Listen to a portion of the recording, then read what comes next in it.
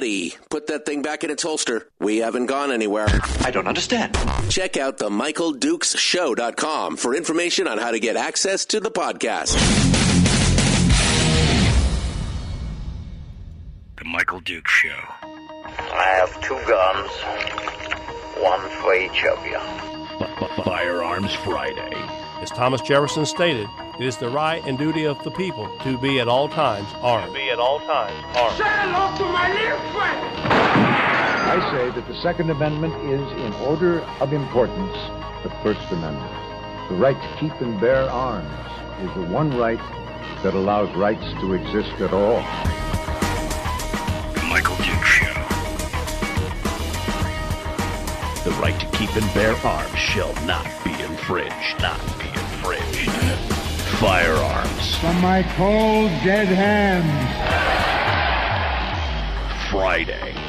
Here's my rifle, this is my gun, this is for fighting, this is for fun. Firearms Friday. Firearms Friday. Good morning and welcome to the program. It is that one day a week that we get a chance to sit down and talk about one of my favorite topics, man. It's one of my favorite topics.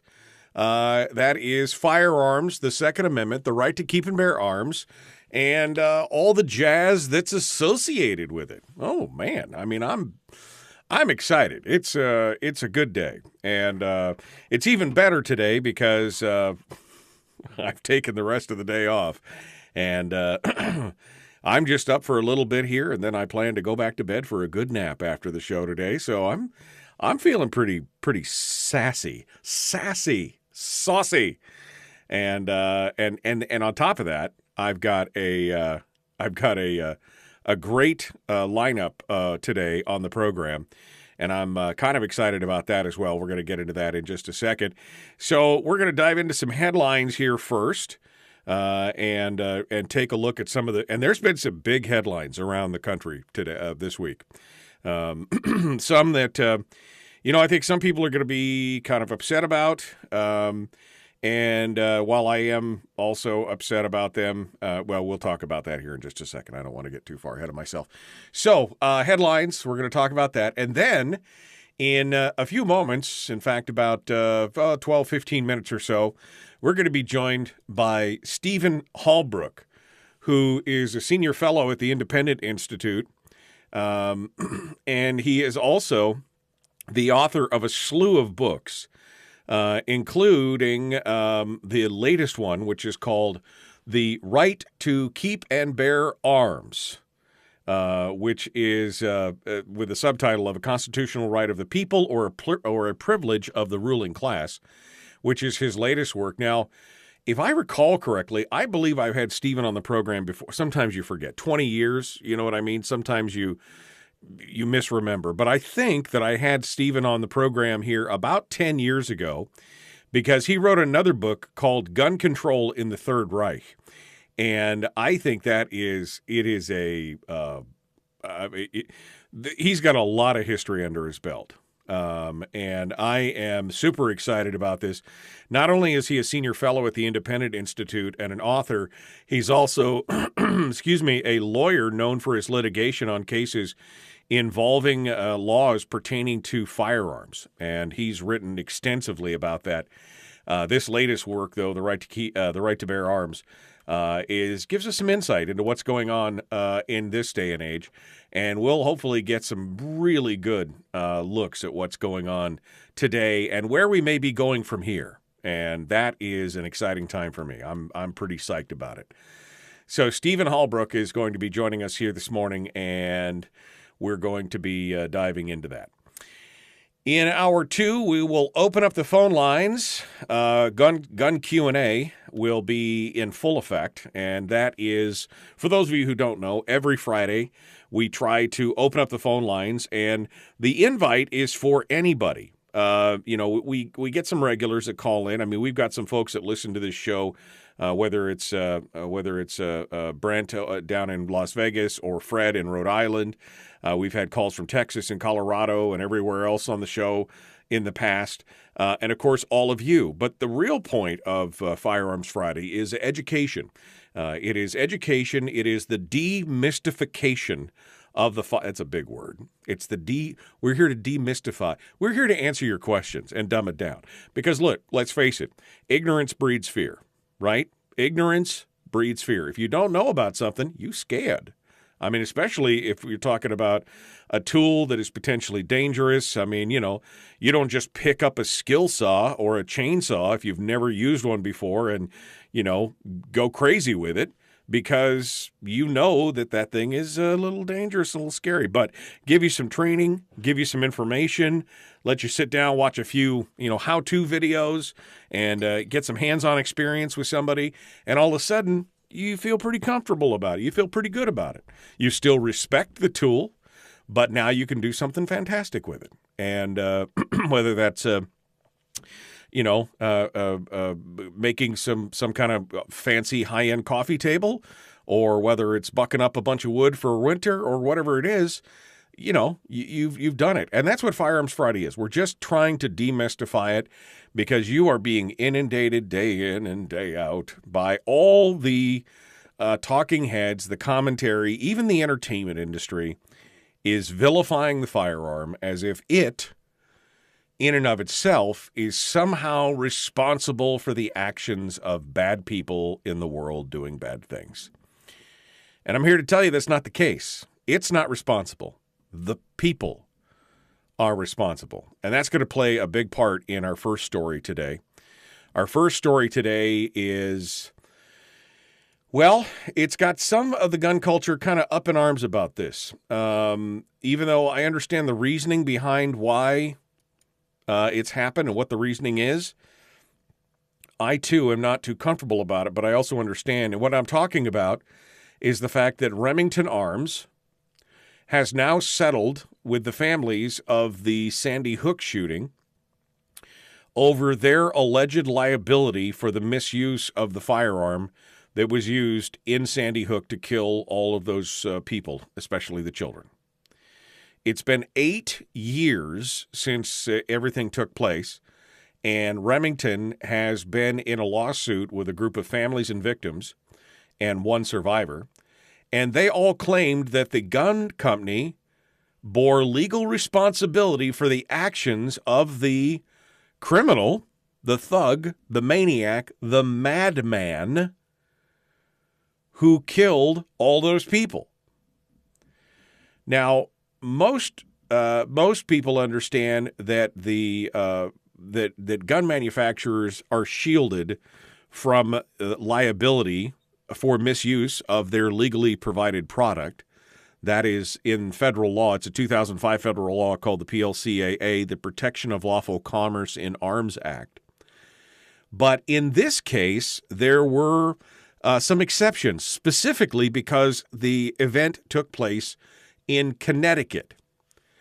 And the argument as it went from the plaintiffs insisted that Remington violated a particular Connecticut statute called Connecticut's Unfair Trade Practices Act.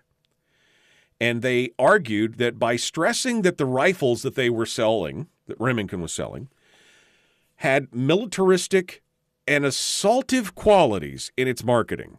Now, that's not even a word, but that's what they...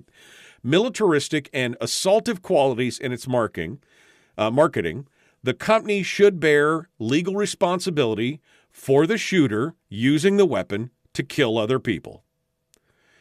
There were various other arguments that the plaintiffs tried to use to hold Remington responsible for the actions of the shooter, but those were all rejected by Connecticut's Supreme Court in 2019. The only one that remained was this one based on Connecticut's Unfair Trade Practices Act. And the reason why that is important is because the PLCAA has a provision baked into it that says specifically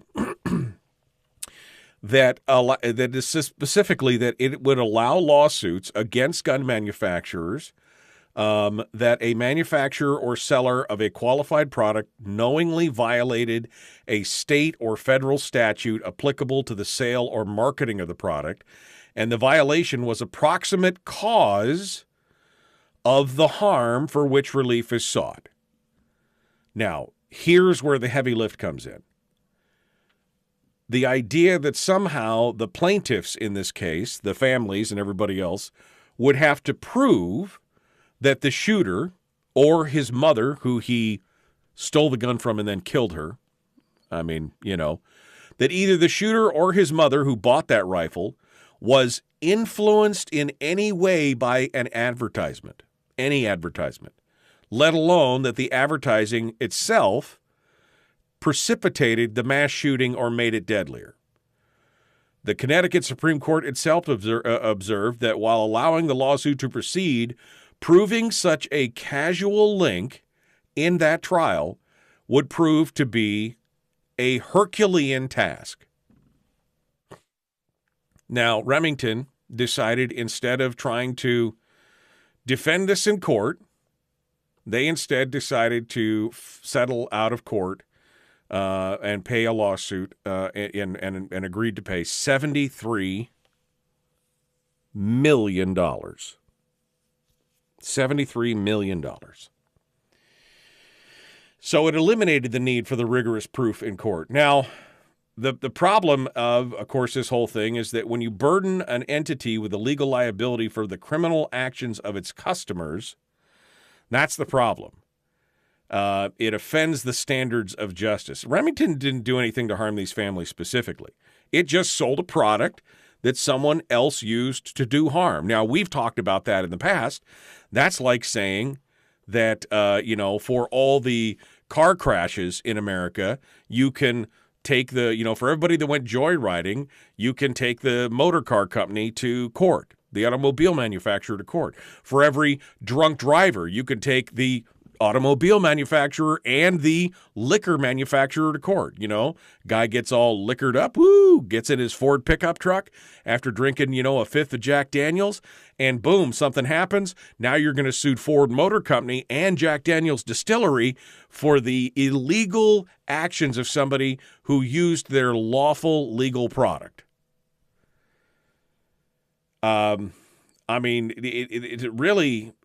It really is kind of dangerous. Now, New York State last year also made a law that made it easier in civil litigation to hold gun suppliers responsible for the actions of gun users.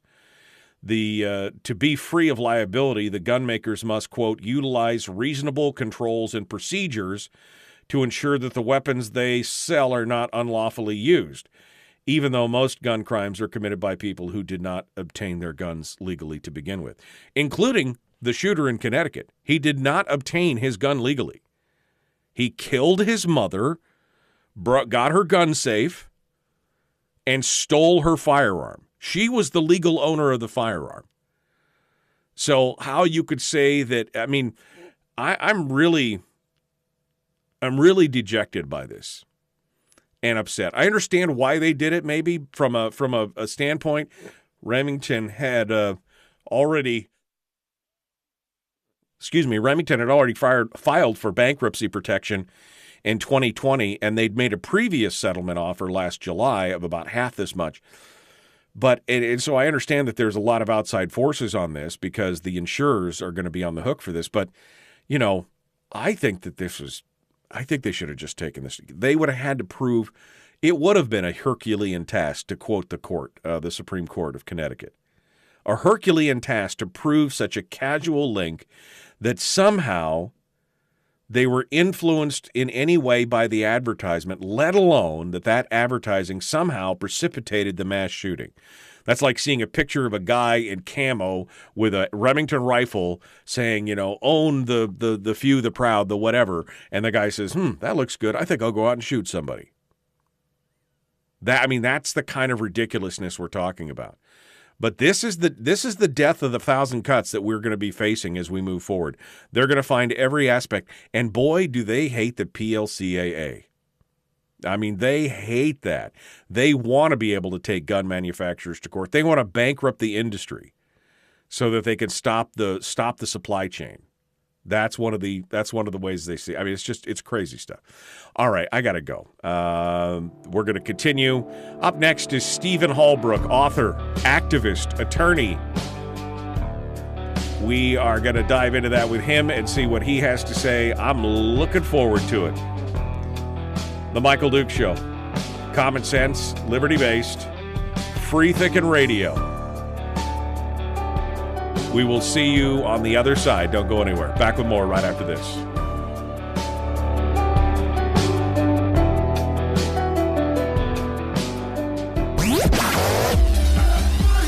Our light, our guide, and our trusted friend. Michael Dukes Show.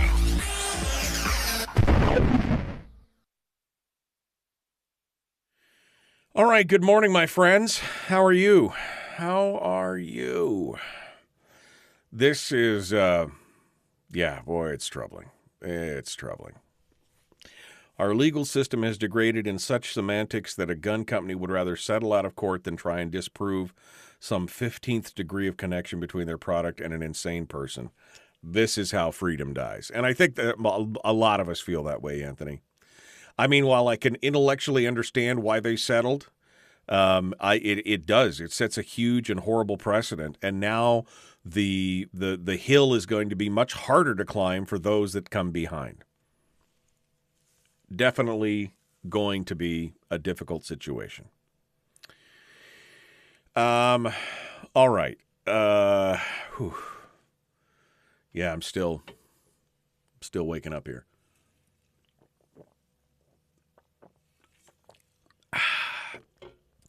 Let me see who else is on the thing this morning. Michael's over on YouTube. Good morning, sir.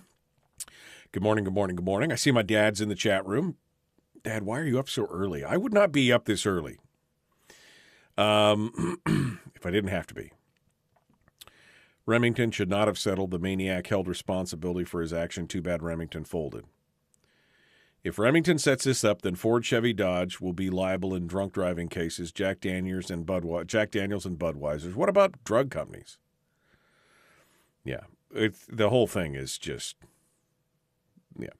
If any of these people cared at all, says Henry, they would address the mental health aspect instead of blaming the object. Kelly says, can I sue McDonald's for making me fat? Well, there's an interesting comment. I mean, really, you start thinking about it. Canadian truckers are being arrested, says Kelly. Yeah, I mean, look, there's all kinds of other stories that are going on around the day. But we're focusing on guns today. Sorry, Kelly. I got to do what I got to do. I got to do what we got to do here this morning. All right, well, let's get things set up with Stephen Halbrook. I'm pretty interested to get him on the program and get things squared away. Let's see if we can get him ready to rock and roll this morning. And we will get this done. Hello, this is Steve Halbrook. Good morning, sir. It's Michael Dukes calling from Alaska. How are you? I'm good. How are you today, Michael? You know, I'm good. It's Friday, which is always good, the end of the week. It's a long weekend for me, and I get to talk to somebody who has been doing a lot of good work out there on the Second Amendment front for many, many years. I was just thinking, I don't know if you recall, I seem to remember you coming on my program about, 10, 11 years ago to talk about your Third Reich book. But I couldn't remember for sure. But I don't know if you remember that or not. Well, it's likely, and I did a lot of interviews for that book, and so if you remember it, then I remember it. Well, I remember it was really well written, and I loved to kind of dive down into that. Parallels in history fascinate me, and I love to see that. So either I just misremember, doesn't matter. You're on today, and that's good. I'm pretty excited about it. So we're in the commercial break right now. We're about 60, 70 seconds from rejoining. We're on with Facebook Live. We've got a bunch of people on Facebook here that are listening and on YouTube at the same time because I'm broadcasting everywhere at once. So we're about ready to go. If you'll hold on the line, I'll be right back to you, okay? Will do. Thank you. Thanks so much for coming on board. Again, Stephen Halbrook, author of his latest book called The Right to Bear Arms, A Constitutional Right of the People or a Privilege of the Ruling Class. And we're going to talk about that and how, why he wanted to take the topic from this perspective. He's written a handful of other books, including That Every Man Be Armed, gun control in the Third Reich, the Founders' Second Amendment, and, of course, this latest one as well. And he's known for his litigation involving laws pertaining to firearms. We may get his comments today on the Remington settlement as well, if we have time to do that as well, because I think that sets, as a lawyer, he may have some insight into the precedent that may set and hurt us with. All right, folks, like and share, like and follow the show page. Hit subscribe, ring the bell on YouTube. Here we go, rejoining the radio, The Michael Duke Show, common sense, liberty-based, free-thinking radio. Let's do this.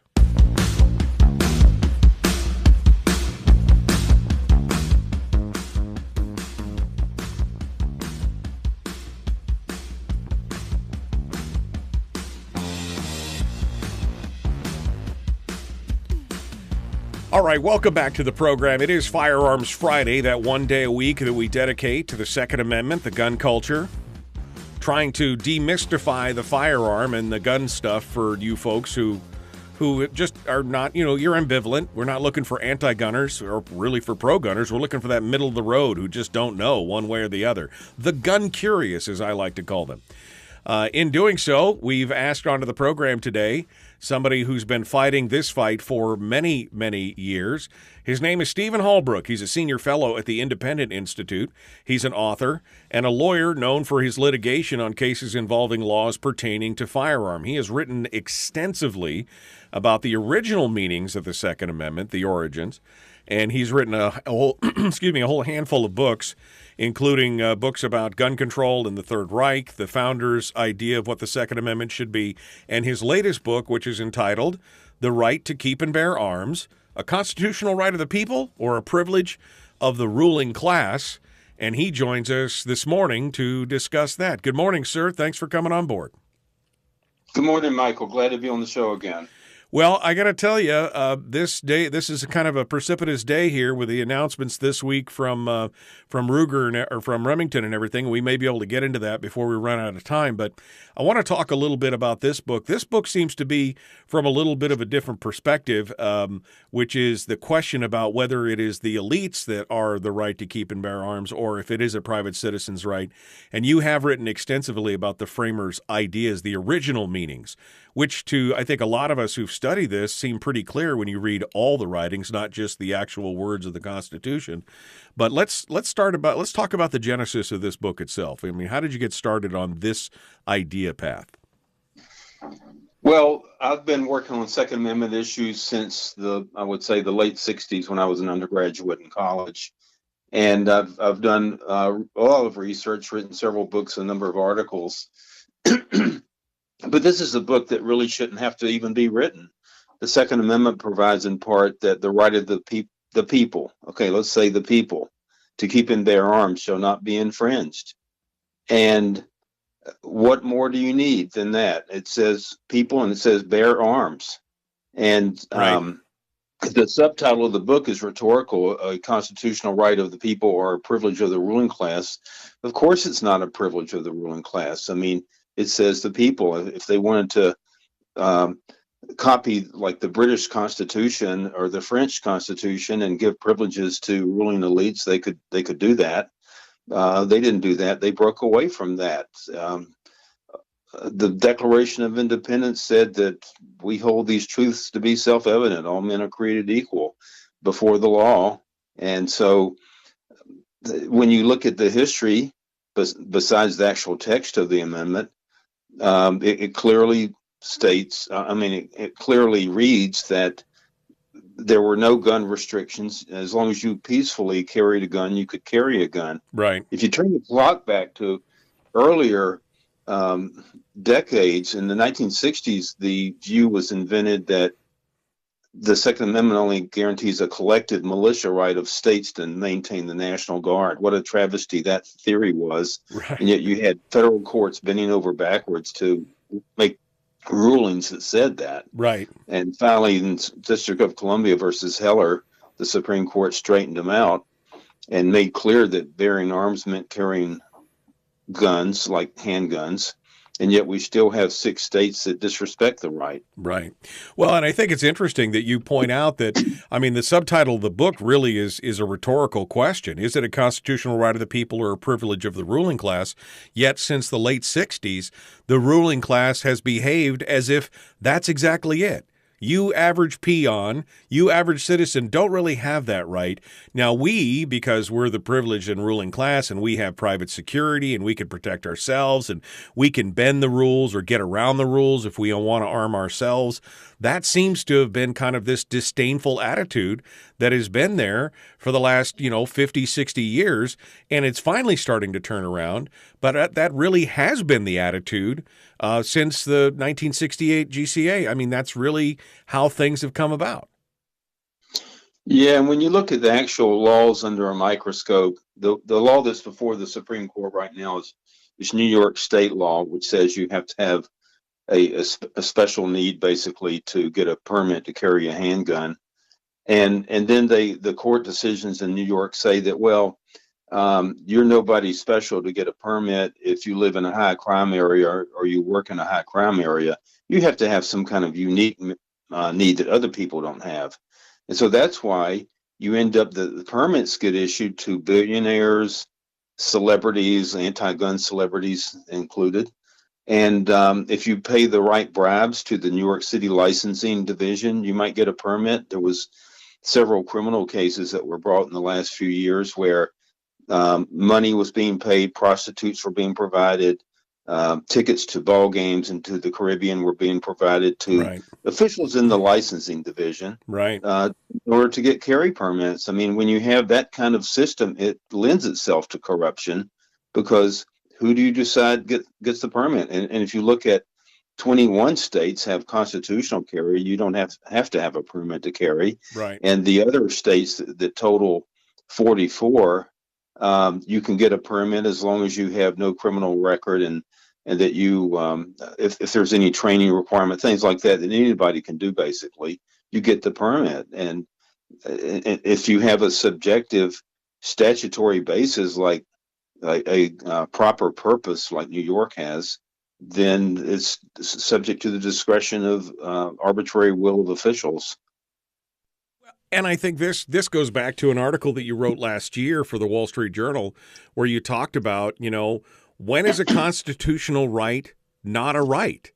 When you have to go to the king or the sheriff or the mayor or whoever, and you have to go beg on hands and knees to, may I exercise that right? When you need official approval, then it's not a right. It's become a privilege that is granted from on high, and that is definitely not what the founders intended. I mean, a simple, plain reading of their letters and their commentary and everything else from the day will tell you that's definitely not what they intended. Well, Thomas Jefferson was a big gun collector. He carried guns. He went on spending sprees to buy guns when he was in Europe. And he collected good books, good wines, and good guns. You look at other founders. I mean, James Madison in the Federalist Papers talking about the fact that in Europe the monarchies were afraid to trust the people with arms, and that's unlike the way it is here. And you look at all the accounts of American marksmanship that preceded the Revolution, and then you look up the fact that Lexington and Concord, what happened there, and then the armed citizens, farmers, assembling themselves, beating the British at Kings Mountain with their long rifles that the British didn't have, things like that. And then the history of the Second Amendment being ratified itself in 1791. They would think you were cockamamie if you argued, like is being argued today, that, well, the right to bear arms is superseded by the Statute of Northampton, passed in England under Edward III in 1326. I mean, please. Right, exactly. You need the king's license. I mean, imagine saying that to the farmers at Lexington and Concord. Right. Well, it's funny you mentioned that, because we were just talking about that the other day, that the shot heard around the world, the fight at Lexington and Concord was really one of the first attempts at major gun control, because the British were marching on the magazine, the powder magazine, in the community there at Lexington and Concord, and they were going to seize it. And that's when what then became revolutionaries, realized that, well, if they take the powder and ball, we're without hope. And so that's when they decided to take the stand. It was really a gun control grab that kicked off the American Revolution. I mean, that's how ingrained it is in the American psyche and has been since the founding of the country. That is, in order of importance, as Chuck Heston used to say, it is the First Amendment because it protects all the other rights. And that's what people fail to realize today. Yeah, and one thing that's not very well known at all in our history is I covered in my book, The Founder's Second Amendment, what happened right after Lexington and Concord. You had the British occupying Boston, and General Thomas Gage was the British commander-in-chief, and he basically ordered the inhabitants to turn in their guns. Now, they were supposed to just turn them in to their elected selectmen, they were called. They were kind of like a city council. Right. And then they would take down their names and register the guns and take custody of the guns until the troubles went away. And Gage promised the citizens of Boston who wanted to get out of town that if they turned in their guns, then they could leave. And so on the appointed day, all these people turned in their guns, just thousands of guns, long guns, muskets, some blunderbusses, pistols, bayonets. And they turned them in at Faneuil Hall, which still exists there in Boston today. And then all of a sudden, the British troops come up and seize them. So all the names and guns they turned in were carefully put down in a registration file, which still survives today. But the guns were all destroyed. And then when the people turned in their guns, Gage wouldn't let them leave town. and that was cited in the Continental Congress's Declaration of Causes of Taking Up Arms. One of the reasons that we went to war, this was in 1775, a year before the Declaration of Independence. And they talked about what perfidy this British general had to make these promises people could leave. So there you had, they weren't even like fighting the British like they did at Lexington and Concord. They just had to turn in their guns, and then they never got them back. Right. Well, and again, this is part of that narrative where I believe that there's a lot of people out there in the ruling class, and it could be left or right. It doesn't even matter. It could be Democrat or Republican, but somehow they believe that they know better than you how you should live your life, how you should raise your children, how you should spend your money, how you should do anything. They have some kind of divine right of kings that's passed down into the nouveau riche nobility of what we have today as far as lawmakers and the elites. And they're hindered in their efforts to make us a more perfect society by these people that may have the ability to resist. And that's really what this is about. This is about quelling the resistance to whatever movement the elites or the leaders or the rulers want in moving forward. It has been the one thing that has held back, the slide in American liberty as far as it has. I mean, even as many warts and boils as we have in this country today, we're still one of the freest nations on the earth. And the only reason we're not under something more draconian is because there's this implicit threat by gun owners that if you step too far over the line, we will not comply and we will resist. That's why we've never had to have a revolution in this country, because the people are armed and because they serve on juries, because they vote, because they have free speech. These bundles of rights, that's what keeps us free. And if you look at the 6 states that disrespect the right to bear arms, they would disrespect a lot of other rights. Right. They're the high tax states that they regulate everything. We're talking about California, New Jersey, New York, states like that, and Hawaii, Maryland. And so all these things go together. And you look at the states where you have rights to bear arms, you have other rights. They don't tax you to death. These are the states where the refugees are coming from the bad states. Right. And so the case before the Supreme Court is called New York State Rifle and Pistol Association versus New York. And the oral argument took place in November. You can actually go online and find the oral argument. You can listen to the argument. And listen carefully to the lawyer for New York. Justice Alito asked a question. Well, what about the blue collar people? They work late. They might be janitors. They might be cooks, whatever. They get off work. Then they got to go to the subway. They got to go through dangerous areas, but they don't get permits to carry, do they? And the New York lawyer started babbling about you need the king's license, and that's the history. And then Alito said, well, so you're saying there's no guns in those places where you have to go home late at night? And she said, oh, well, she admitted there's illegal guns there. And of course, that was exactly his point. Right. And then you had the Chief Justice Roberts asking the question, well, okay, so one guy got a permit where he could carry out in the woods, but he couldn't carry in the city. And where's the most likely place he would be robbed? Well, it was the city. And the funny thing about that was the New York lawyer said, oh, well, you could be attacked in the woods. That just made her case worse, though, because, yeah, you can be attacked in either one of those places. Well, she's literally making the argument that, well, when guns are outlawed, only outlaws will have guns, because she admits that there are illegal guns in those areas and that the private citizens are the ones there that are on the short end of that stick. And that's been the argument that we've had for a long time.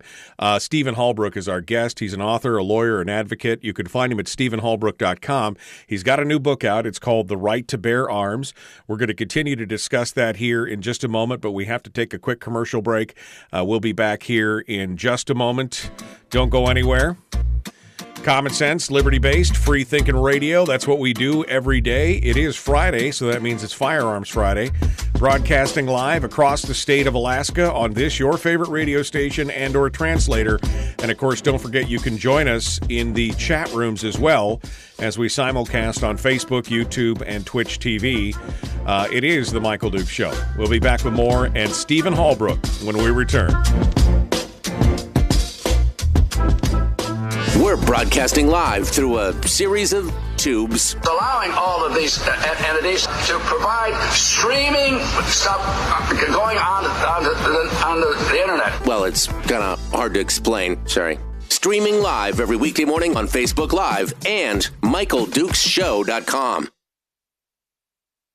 Okay, we're in the break right now. Commercial break. Stephen Halbrook is still with us here in the chat room with, 30, 40, 50 people between all the chat rooms. Again, thanks for coming on board. You know, I find it amazing, Stephen, when I've heard some of these different arguments and like the oral arguments in this case and others, where they basically look at you like you're crazy and like, of course, regular people shouldn't have guns. And of course, bad guys have guns, but, we should just wait for the police to handle those things. Yet at the same time, many of those same people are the ones that on the weekends are out there with signs chanting that we should defund the police because they can't be trusted either. I mean, at this point, who can be trusted with firearms if that's the case? Well, it's always been the case that when seconds count, the police will be there in minutes.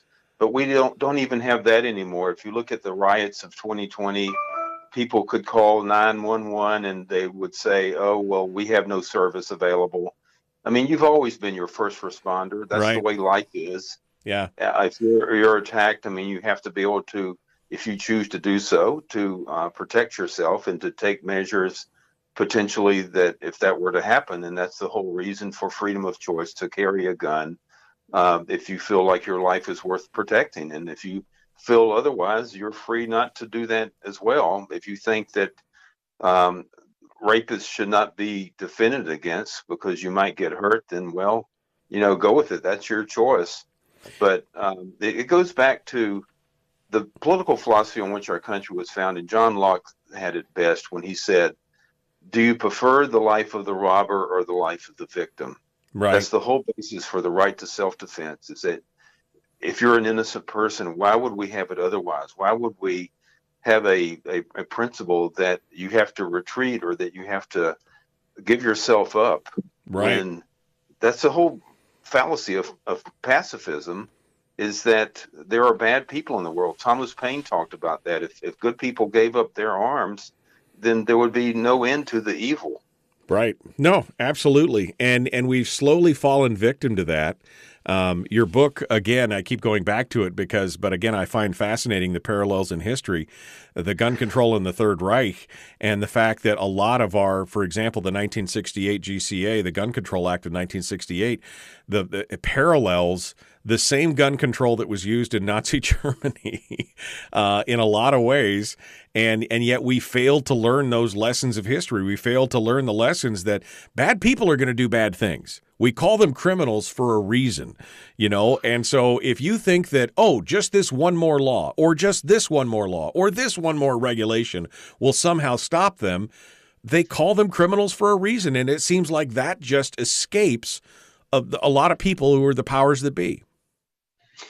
Yeah, the full title of that book was Gun Control in the Third Reich, Disarming the Jews and Enemies of the State. And German law, under the Weimar Republic, it actually formed the basis for the Nazi dictatorship in a lot of ways, like allowing emergency decrees. I mean, they got that in Canada right now, don't they? Right. Also, like on the gun issue, if you were considered unreliable or an enemy of the state, you could be disarmed. And so that's basically what the Nazis proclaimed in 1938 when they disarmed the Jewish people. Reich Kristallnacht, or Night of the Broken Glass, they basically said any Jew with a gun is a danger to the state. And so they disarmed them all. They had the registration records. They had to be registered. And we have that here, of course, in California and New York and other places where either all guns or handguns have to be basically registered. So they've got the list. They know who you are. They know where you live. So they can pick them up if they want to. I mean, back in the 60s, they required rifle registration in New York City. And they said, nobody would ever confiscate your rifles. And then all of a sudden, in early 90s, they passed a law that a rifle can't have a bayonet lug and it can't have a magazine that holds more than 5 rounds. And you have these people who bought guns from the civilian marksmanship program, M1 Garands. They all became illegal. And so the police went around and knocked on doors. If you didn't respond to their correspondence, that you had to get your gun out of the city. Right. No, it's crazy. We saw the same thing in California, if you remember, when they first put in the registration, and then they said, oh, no, we decided these are actually illegal after all. And they used, of course, we're not going to use it for confiscation, and then they later on did. And that actually raises a bigger question about some of the noncompliance we've seen in things like the more recent, the New York SAFE Act and the Connecticut assault weapons ban and some of those other things, where people are just getting to the point to where they're not complying. And that raises the danger of, the Irish democracy, where they create laws that nobody respects, and it just further erodes the faith in government. And I think that's a bigger issue as well. But I want to dive into this book specifically, give you a chance to give us some insight into it, and see if folks out there would like to go out and purchase it. And we'll talk about that, and maybe we can get into the Remington thing as well at the end. I'd like to talk about that. But we're coming in right now, coming in hot. We've got the second segment or final segment of this hour. Stephen Halbrook, our guest. You can find him at StephenHalbrook.com. Let's jump back into it. Here we go.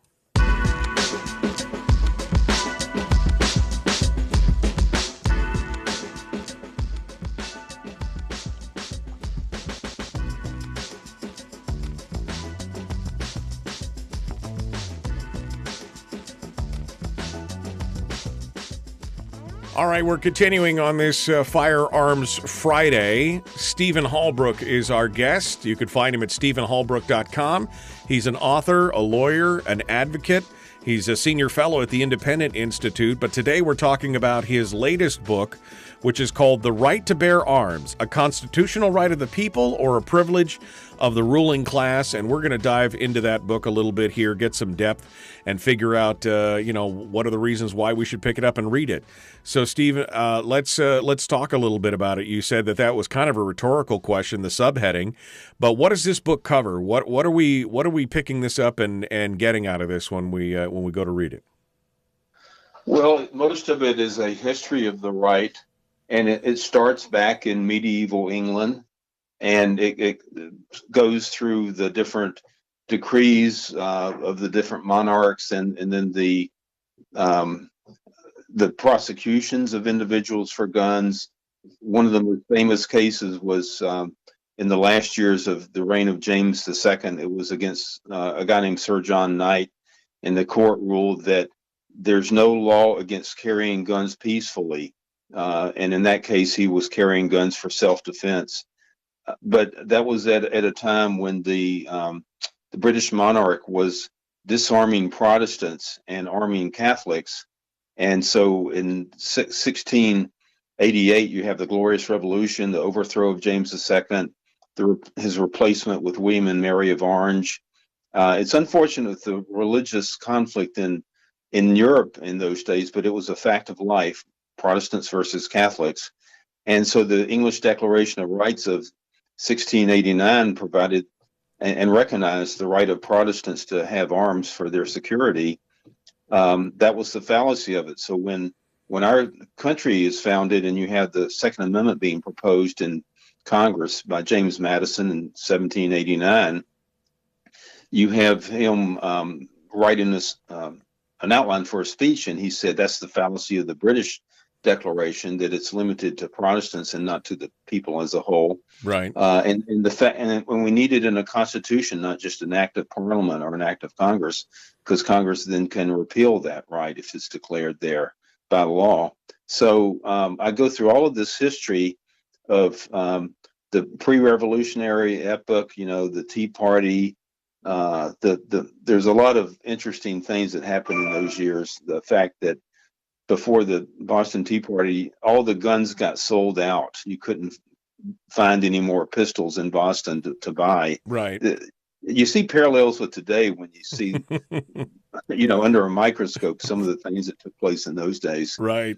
And then we go up through the fact that there were no laws against carrying guns at the founding, and the only thing that some states had was that if you carry a gun aggressively and intimidate people, that could be a crime. And of course that should be a crime. You don't go around pointing guns at people and threatening them with murder. So that was an offense. But as long as you carried arms peacefully, there was nothing to talk about. And finally, in 1813, you have two states to enact prohibitions on concealed carry, but they still recognized open carry. And the only big fallacy we had in the antebellum period was we had slavery. And so there were laws against slaves having guns. And that of course, is a condition of slavery, that you don't allow them to have guns or other freedoms. Right. And when that was done away with, initially the southern states reenacted those laws as they called them the Black Codes. This is right after the war. And a big purpose of the adoption of the 14th Amendment was to do away with that, so that the right to bear arms was recognized on behalf of everybody. And then you go on up into history, and finally we have the Supreme Court ruling in 2008, the Heller case. The Supreme Court recognizes the difference between keeping and bearing arms, and talks about bearing arms meaning to carry arms. And despite that case, you have a revolt by some of the lower courts, and the usual suspect states, of course, they upholding the laws in New York and Maryland, California. And so now we have the big gunfight at the OK Corral in the Supreme Court. And I think there's a good chance the court's going to invalidate New York's law. And that my book, The Right to Bear Arms, came out just right when the Supreme Court said they were going to hear this very issue. So it was very timely and fortunate to have it, marked on at that point. And so we'll see what the court does. I mean, I'm looking for possibly 6 justices to vote to invalidate the New York law. Well, I think, it's very important that we understand our history. Like I was talking about earlier, I love parallels in history, and you just mentioned it, whether it was the registration and confiscation of Kristallnacht, or even going back into the pre-revolution days and understanding what their mindset was. And what we're suffering from today is a bunch of revisionist history. I mean, the president just got up the other day, it was the last week or whatever, and said, the Second Amendment doesn't guarantee you the right to a cannon. It doesn't doesn't guarantee you the right to weapons of war. That's one of their favorite causes. Yet I immediately pointed to, for example, the fact that Teddy Roosevelt and his Rough Riders were provided with machine guns by private families in New York City because they couldn't get them, but the private families bought the machine guns, gave them to the Rough Riders. They were used in San Juan Hill. There's various examples of that. There were, of course, privateers, letters of marque. Those are warships. You had private warships with cannon and everything else. But see, this is the revisionist history that people don't bother to look into, and so they just take it for granted. They have to know this to be able to stop this stuff from happening. Well, I mean, Joe Biden's known for making stuff up every day. And as a matter of fact, cannon were advertised for sale to private individuals at the time of the founding, and you can still own a cannon today. Cannons were not regulated at all under federal law until 1968. Right. And when the National Firearms Act that year was revised, it had the category of a destructive device, and that was defined as a weapon that shoots, that has a barrel over 50 caliber, basically. And so that included cannon. But if you pay $200 and register it, you can build your own cannon today, or you can buy one that's already registered from somebody else. So he made that up. And then this whole idea of calling an AR-15 a weapon of war is ridiculous. It's a semi-automatic. There's no army in the world that uses just semi-automatics as a regular service rifle. Our troops use M4s and M16s, and they fire fully automatically. That's always been the big difference in terms of restriction. That goes back in U.S. history to the National Firearms Act of 1934. But you're right about revisionist history. There's so much of this trash that just gets made up. And you have these same courts that disrespect the right to bear arms. They uphold these rifle bans.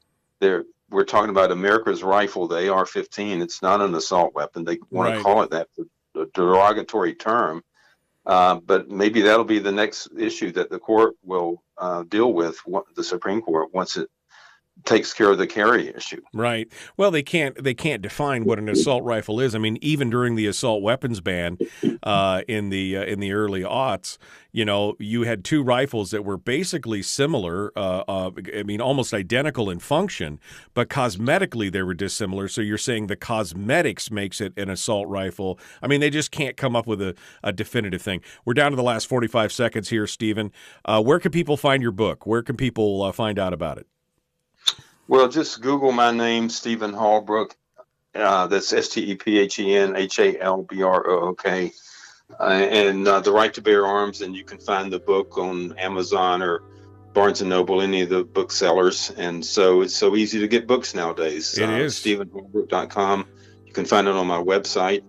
And I invite you to take a look at it. I think it'll be good reading as we anticipate what the Supreme Court's going to decide. Yeah, absolutely. Hopefully we'll get him on Audible, too. We're out of time. Stephen, hold the line for just a second. Folks, Hour 2 dead ahead. The Michael Duke Show, Common Sense Radio. Are they available on audiobook, just out of curiosity? It's on Kindle, but I don't think it's audio yet. Oh, okay. Well, that's a good. We do a lot of audiobook stuff around here. I'm a narrator for some audiobooks, so people always ask questions about audiobooks when guests come on. But anyway, it's good on that. Can I get your quick, before I let you go, we got about a 6-minute break here at the top of the hour. Can you give me your hot thoughts here right off the bat on this Remington thing as a lawyer, and as what do you think this does? What kind of precedent? It's out of court, so it's not like it's a court precedent, but what does it say when Remington decides not to fight this out and instead just cough up the $73 million? The problem is that the federal law, the Protection of Lawful Commerce and Arms Act, precludes suits like this. The Connecticut Supreme Court, though, in a 4-3 decision, upheld the ability to file a lawsuit like this. I mean, the federal law says you can't sue a gun maker for crimes that are committed by third parties. And the Connecticut Supreme Court found a way to try to get around that. The U.S. Supreme Court denied cert when Remington filed for cert. And so what Remington is looking at, they agreed to pay $73 million, but from their perspective, the people who made this agreement must have thought that if this goes to a jury trial, the sky would be the limit. I mean, it could be 10 times that much. Right. And so I'm assuming, I mean, I haven't seen a statement by Remington, but that's the way lawyers and insurance people think, that sometimes you just pay knowing that if it goes to a jury, the jury might not care about the fact that this creep who killed the people, was he reading Remington advertisements? And the advertisements themselves were not out of line. They just talked about this being an accurate rifle and well made. Right. I mean, that's the whole theory of the case, that Remington advertised its guns in a way that appealed to crazy people like that, and that was not true. Well, even the Connecticut Supreme Court acknowledged that while they were allowing it to go through because of this Connecticut law that talks about exceptions for, manufacturers, using marketing and things like that could do, even they said that it would be a very, very heavy lift to prove that he was influenced, the shooter was influenced by the advertisement, let alone that the advertisement itself precipitated the mass shooting or made it any deadlier.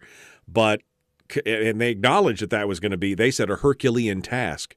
But yet, even still, Remington decided to bow out. Because you're right. How do you show the direct? It would have to be causality. It would have to be a direct connection between that advertisement and the kid saying, "Oh, yeah, look at this. This is a nice rifle. I see this ad. This makes me want to go out and shoot people." I mean, I understand intellectually from a position that they were trying to protect themselves and what's left of their stockholders since they filed bankruptcy and everything else. But at some point, you also have to look at the whole gun culture and the gun manufacturing community as a whole. You just created a huge hurdle in the future if anybody decides that they want to kind of throw another lawsuit at a gun manufacturer because of this. Yeah, they tried that after the Las Vegas shooting, and it was in federal court. They sued several gun makers, and they alleged that the guns were machine guns because you could put a bump stock on them. And the whole thing was cockamamie. And finally, it went to the Nevada Supreme Court, and they said, no, we don't recognize any such cause of action here. Right. But this settlement with Remington, that's going to encourage other lawsuits of this type. Yeah, no, the PLCAA is probably one of the best laws that's been passed in my lifetime as far as guns go, because nobody thinks, oh, the guy he drank a fifth of Jack Daniels, he got liquored up, he climbed into his Ford pickup truck and plowed through a group of school children. Nobody's thinking of suing Ford Motor Company or Jack Daniels, and yet this happens every day. Where they want to turn around and sue the gun manufacturers or the providers or anything else for actions that, they had no control of. It was a legal product that's been misused, and instead of punishing the perpetrator, they want to punish the tool instead of the person who wielded it. That's right. Yeah, it's madness out there, but you're doing a yeoman's job at this, and I really appreciate it. We'll get I'm going to put some links up in the chat room for people who want to get your book, and I'd love to have you back on sometime in the future, Stephen. So if you're amenable to that, I can send you a text or something. I'd love to have you back on in the future as well. Yeah, sure thing. Glad to do it, Michael. Okay, thank you so much for coming on board. As far as a gun history guy, you're my go-to for that kind of stuff, so I appreciate it. Well, thank you for that. All right. Well, all right, Michael, take care. Appreciate it. Thanks very much. Stephen Halbrook, our guest here on the Michael Duke Show. I mean, you just look at his I was going to say discography. That's not right. His bibliography. There we go. I was looking for the word.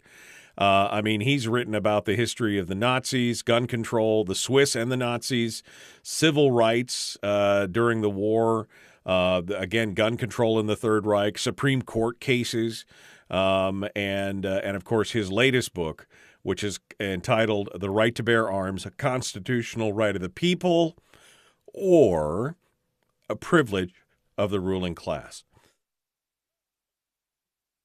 Excuse me. All right. Dropping links right now into the chat room for those of you who want to go check out his book on Amazon. And who knows, maybe one day it'll be on Audible. Wink, wink, hint, hint. Maybe I should read him an excerpt and send it to him. That would be a fun piece there. It's available right now, again, on Amazon.com. I've dropped the links in the chat room for those of you who may want to go out and pick it up. Looks like it's going to be a good read, and I'm looking forward to diving into that as well. All right, we're going to open up the phone lines. It is gun Q&A all day. And then we've got Willie Waffle coming up at the end of the segment this morning. The Michael Dukes Show. Common sense, liberty-based, free-thinking radio. Here we go.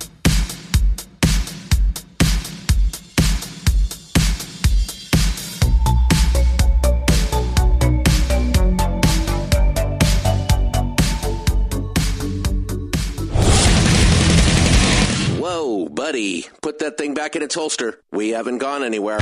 I don't understand. Check out the MichaelDukesShow.com for information on how to get access to the podcast.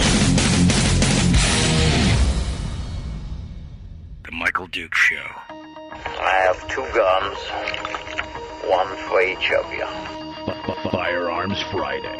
As Thomas Jefferson stated, it is the right and duty of the people to be at all times armed. Say hello to my little friend. I say that the Second Amendment is, in order of importance, the First Amendment. The right to keep and bear arms is the one right that allows rights to exist at all. The Michael Dukes Show.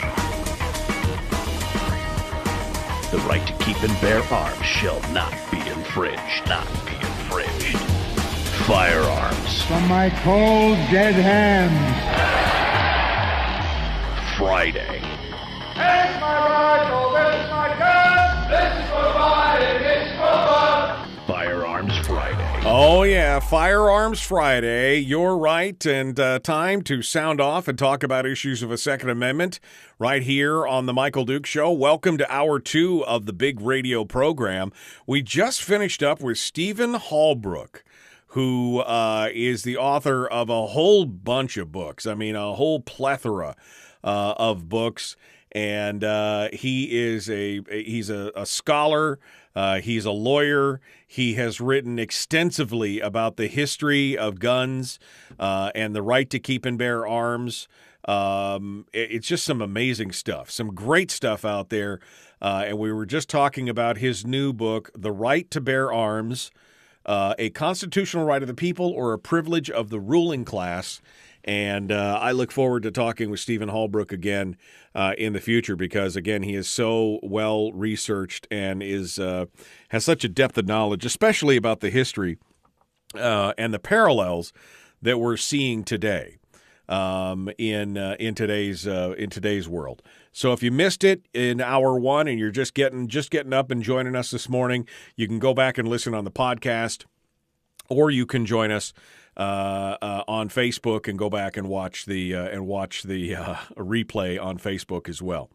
Meanwhile, it's Hour 2, which means that we've got a couple segments here of open line, open forum, it's gun Q&A all day is what we like to talk about. Guns, questions and answers and commentary from you, from folks around the country and around the state of Alaska. So we're going to open up the phone lines right now. The Pivotel call-in lines at 433-3150, 433-3150. If you'd like to sound off and talk about things, well, this is the time to do it. We've also got some other headlines from around the state. We have talked already a bit about the Remington gun settlement and situation with the Sandy Hook families. And Stephen, actually, if you missed it on the radio, because we did it during the top of the hour commercial break, he even made laid out some of his thoughts and commentary on that as well. So you can always go back and listen to it there as well.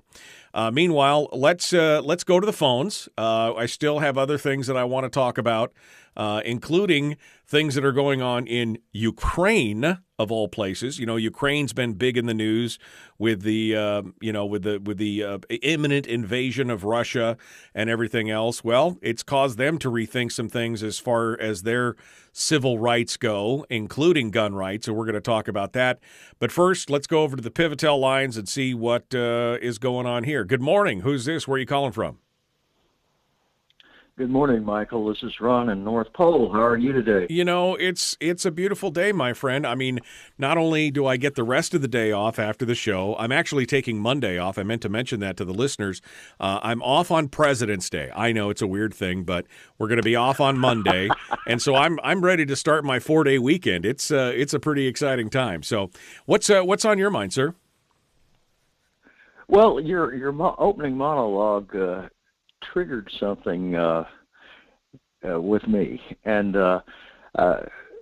you spoke about the involvement of the insurance companies and all that sort of thing, and I'm wondering something that I've seen in the fairly recent past, that perhaps American gun companies like Colt and Dan Wesson specifically may be a lot smarter than a lot of other people, in as much as they have provided themselves some insulation by allowing themselves to be subsumed by a foreign entity.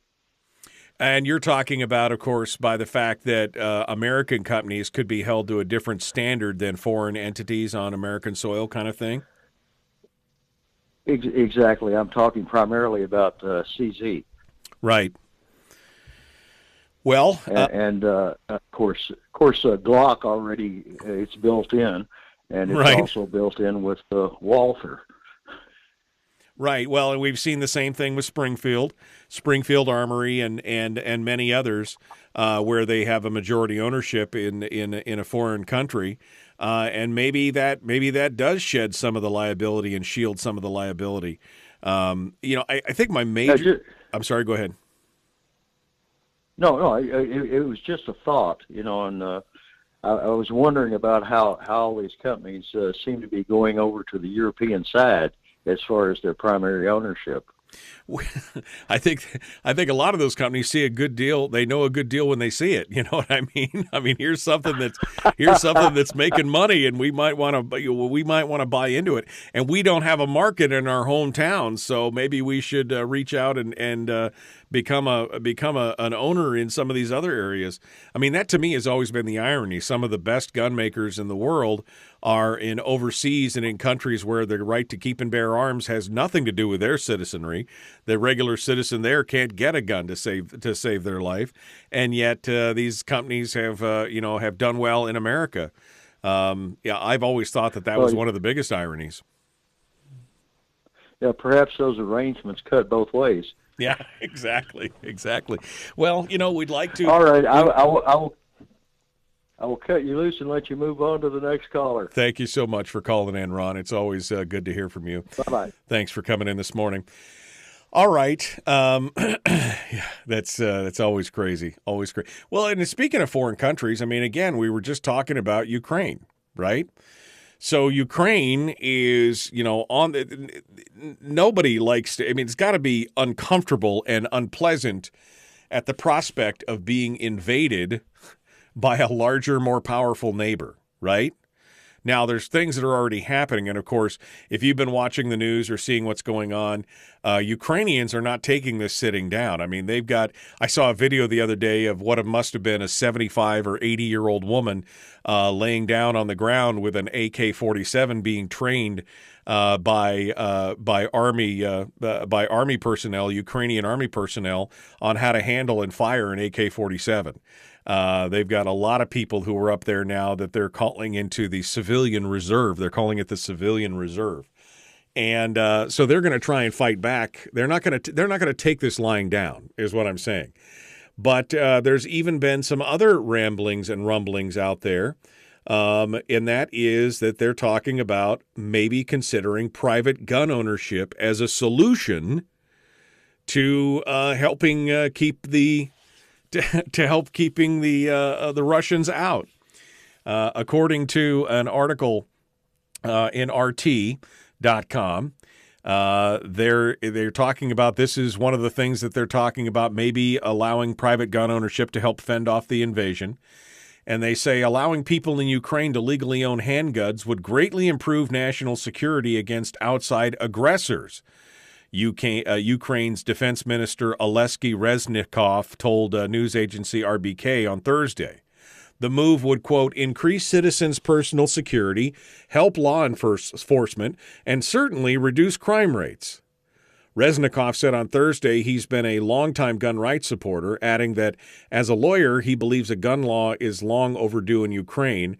In the late 2021, the local UNIAN news agency published a piece calling Ukraine virtually the only nation in Europe lacking a gun law. The defense minister has advocated the idea of people getting a right to carry handguns and pointed to the experience of many other nations and argued that it would help Ukraine prevent potential aggressions. Now, I mean, this is a good start. There's definitely, that's definitely the right direction to go. But think about this. First and foremost, it's only for handguns, right? The other kind of guns, the rifles, for example, the AK-47s that we're seeing all the pictures of, civilians and grandmas and it's always moms and grandmas and young girls that they're showing with the rifles because it's like shocking. Look, these people want to shoot too. But with those kind of guns, those would only be issued to reservists should the need arise. They're not saying you can have your AK or your AR or whatever. It's less than ideal, but it's immediately heartening to see that this is the thought that somehow having the whole nation come together and fight for their own freedoms is great. I mean, this is exactly, as Hallbrook was just talking about in the last segment, this is exactly what the founding fathers were doing when they wrote the Second Amendment. I mean, they had just come out of the overall revolution, and they knew that there could be another. And they were concerned, because they were all students of history, they were very concerned about the potential rise of a government that could then oppress their own, because they'd just gone through their own government oppressing their own people. And they wanted to have the citizenry be able to defend themselves. They didn't like standing armies. Standing armies are that was dearth to these people. And so they wanted people to be able to defend themselves. So it's heartening to see this. I know that something recently also was going on in Romania where they were talking about their own Second Amendment type plans. And so you're seeing a lot of Eastern Europe is starting to understand that, the right of the people to keep and bear arms is important to remain free. And I think it's it's good stuff. I'm enjoying watching it from afar at this point. Let's jump back over to the phones real quick here and see what else is on your mind on Firearms Friday. Good morning. Who's this? Where are you calling from? Carlene in Kodiak. Good morning, Carlene. How are you? Good morning. Good. Michael, I read in my local newspaper about Monday about something in the Ukraine that National Guard armory were sent there from Florida. Do we not have enough soldiers? And is this the way it's done? It just seemed odd. I guess I missed the part where you said in Florida they were saying what about Ukraine and Florida? I'm sorry, I misunderstood. Okay. The U.S. sent National Guard armory from Florida to the Ukraine. And I guess I didn't read that story. I know we sent about 300 American military personnel as advisors, quote unquote. I don't know if they were National Guard personnel mixed up in that or not, but we do have American service personnel on the ground in Ukraine, but they're only serving as in an advisory capacity. They're not military as far as active, fighters. They're supposed to be advisors. That's the last that I heard about it earlier this week. But, maybe some of them are made up of Florida National Guard. I don't know. Yes, it seemed like there were 12 to 1,500, and then they were moving them out, but I didn't understand that. Okay, well, maybe I'll Google it during the break and see what I can find out about it. I hadn't heard about that part, and we'll see if we can get some more info for you, Carlene. Thanks for calling in. Sure. Bye. All right, we got time for one more call before we go to break here. If we make it quick. Good morning. Who's this? Where are you calling from?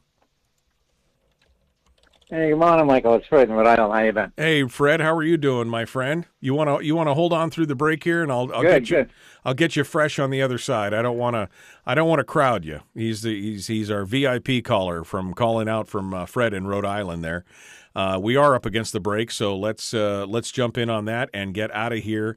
We'll be back with more. It is the Michael Duke Show, common sense, liberty-based, free-thinking radio. We'll return right after this. Be sure, check us out on Facebook, facebook.com/Michael Duke Show, and on YouTube and on Twitch TV and everywhere else. We'll return right after this.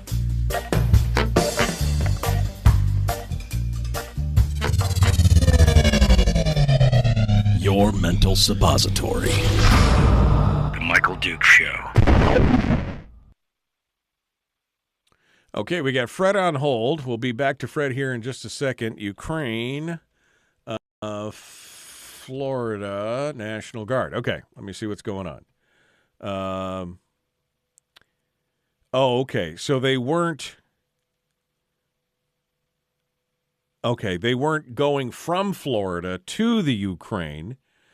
According to the Miami Herald, they were ordered out of Ukraine. 160 soldiers of the Florida National Guard deployed to Ukraine since November have been ordered to leave by Defense Secretary Lloyd Austin.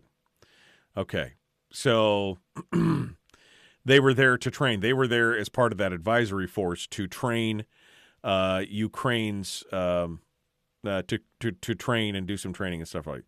All right, so that's what it was out. They were ordered out of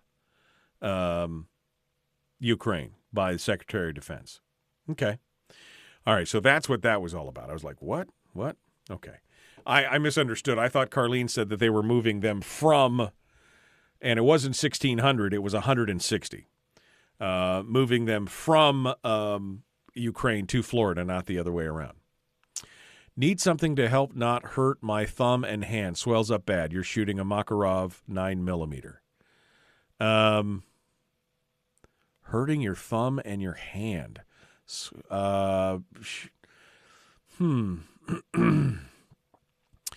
Is it, Heather's asking the question in the chat room, is the gun comfortable when you hold it? I mean, does it feel natural in your hand? Have you tried holding other firearms? Because if it's the recoil that's causing the swelling, either a heavier gun, you can't really get much lower than a 9mm as far as caliber-wise. I mean, 380 is a smaller caliber, but usually the guns are so small that the recoil is pretty bright on them. But is it comfortable? Is it comfortable to shoot? I guess, is it comfortable to hold in your hand? Heather, would be my first question on shooting your Makarov. Is it comfortable there? Thomas Massey had some good comments about the Ukrainian situation when he chatted with Kibbe last week. That's Kibbe on Liberty, my friend Matt Kibbe. Man, I've got to get more time in the. I mean, I've really got to get more time in the day because I love to listen to Matt, and whenever I get a chance and I actually sit down and listen to it, I'm like, man, I love these podcasts. I really should spend more time with these. First pistol, it's a known issue for others. Well, it sounds like maybe that you're getting bitten by the slide. It sounds like maybe you're getting chafed or run by the, so here's the first answer that I guess I would give to you, Heather. If you need help not to hurt your thumb and hand, maybe try another pistol. See if that's the I would say, you need to try another pistol. Here's my suggestion. You said you have nothing to compare it to. Go down to the gun store, your local gun shop. I can't remember where you are, Heather, but wherever you are, go down to your local gun store and ask them to let you hold a variety of 9mm pistols in that area, and explain to them that you have a Makarov, and that it's uncomfortable to shoot and what it causes. But tell them that you're looking for and pick up each and every one. Slide isn't biting it. I mean, I've never heard of that. You saying it's a known issue for others. I've never heard that. I don't think I've ever shot a Makarov. I know I've held one, but I don't know as I've ever shot one. But I would go down and I would pick up a bunch of different pistols. I would like to see, I think that you could find one that's probably a little more comfortable in your hand and feels natural. You'll know it when you put it in your hand and you're like, oh, that feels good. Oh, that feels good. But that would be my suggestion in that regard. I don't know if they make aftermarket grips for Makarovs or not. I'm not up enough on that to know. All right, we're going to jump back into it. Somebody suggested a pre-script. Well, maybe that will work. Here we go. Fred's on the line. Let's do this thing. Here we go.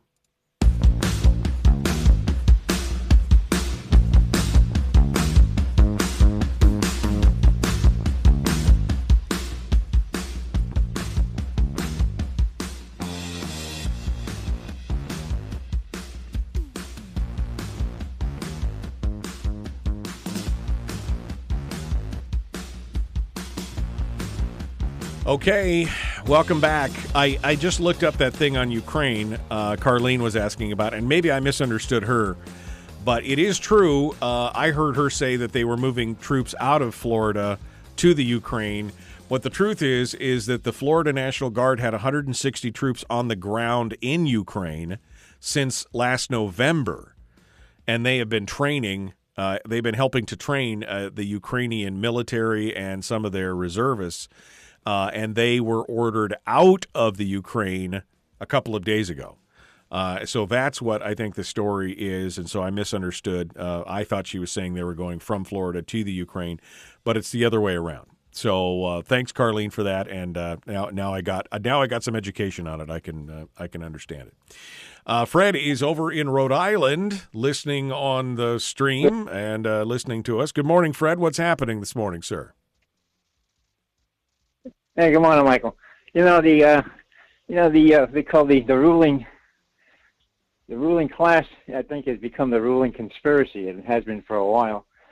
But I think evidence of the globalist takeover of the world, including the United States, it can easily be seen what's going on in Canada these days, north of us and east of you, as to their protesters to their rights being trampled, and right. Trudeau just putting the crown on, self-anointing himself as the almighty royalty, and just doing whatever he wishes to do, regardless of Canadian law, right, and the Canadian Constitution. And it's I think it's definitely a signpost as to where things are going. And unless we get up and do something about it, it's only going to get a hell of a lot worse before it gets a hell of a lot better. No, it really is kind of an example that we need to be very wary of and to watch and follow. Trudeau has invoked the emergency powers, basically their version of martial law, which has allowed the Canadian government to use their terrorist financing act, and now they're going to target. They're targeting the finances of a lot of these convoy truckers and protesters just because they don't like. He doesn't like this peaceful protest. They're going to make unpersons of the protesters. And they're doing it right now. I mean, that's insane. It's pretty crazy. That kind of falls in the category of them being the terrorists. They are the terrorists, instead of the opposing the quote unquote terrorists. Right. They're the ones who are committing the terrorist activity. To take the firewood, the gasoline, the persecuting individuals who are speaking up, to demand their rights, which they're they're absolutely entitled to do, and this guy's just heavily handed doing what he does, and this is just the attitude, the arrogant attitude of these clowns who want to impose their will, their way, and their objectives on everybody else. Right. And and then Biden gets up there and sits there and supports them, says, "Go ahead and use force against them." I mean, he's every time he opens his mouth, he just kind of like dances on his tongue. Authoritarian's going to authoritate. That's what's going to happen right there. I mean, that's what they do, right? Dictator's going to dictate. And you could see that. I mean, this whole thing in Canada has been mishandled so poorly. I mean, Justin Trudeau, if he had just sat down with these people and had to sit down, he could have avoided all this. Instead, he fled and hid for so long, and it started to blossom, and people realized how agitated they were over a lot of this stuff. And this is the overcorrection here. This is where he's going to respond, and it's going to be even uglier when it's all said and done. I guarantee it. He's really making some missteps here, in my opinion. Oh yeah, for sure. Well, it just kind of exposes it definitely tips their hand and exposes their actual intention. I mean, oh yeah. Gun control, as I mentioned before, it's just a very small part of their play game here. And I think it's time that people really should recognize on all sides, it doesn't make a difference whether you're a liberal or a Democrat, a conservative or a Democrat or a Republican. It makes no difference. I mean, we are all going to go down the same drain, and the only ones who are going to be up on the hill laughing about it is going to be them. Right. And it's time to. I think it's getting to the point where enough is enough, and I think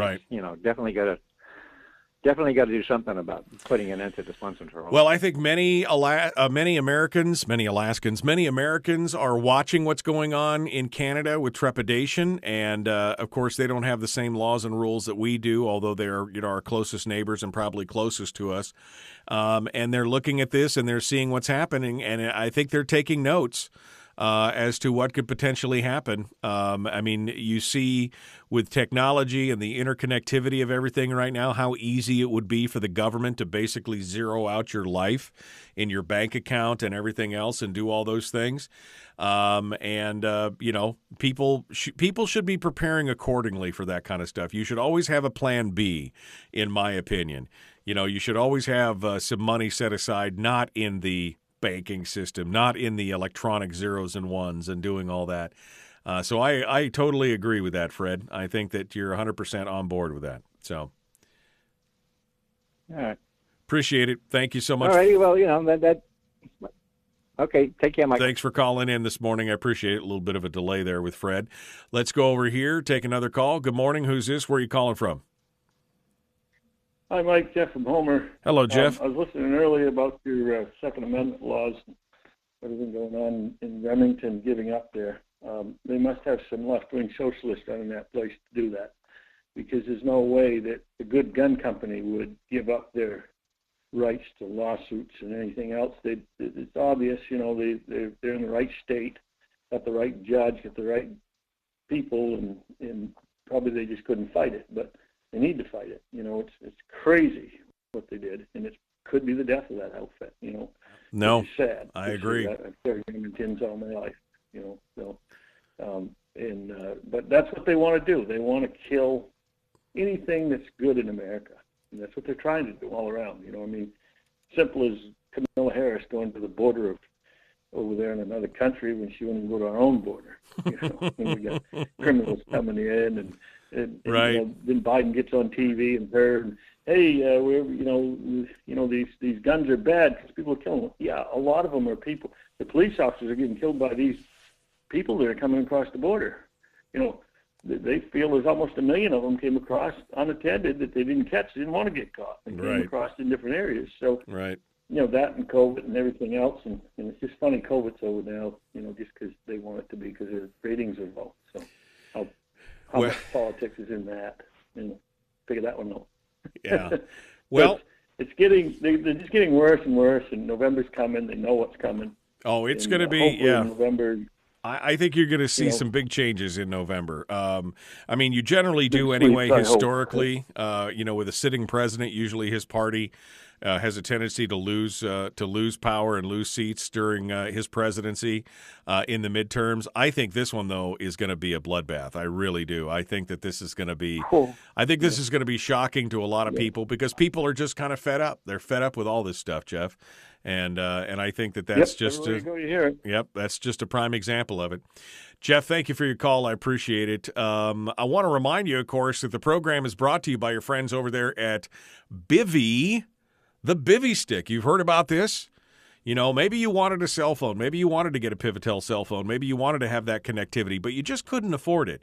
Well, now you've got the Bivy Stick. The Bivy Stick for $199, by the way. It's a cheap price point. I mean, that's just super affordable. It will turn any cell phone into a satellite communications device. That's right. The Bivy Stick is about 2 inches by 4 inches, so it's about half the size of your regular cell phone, and it is the most feature-rich short-burst data device that's on the market today.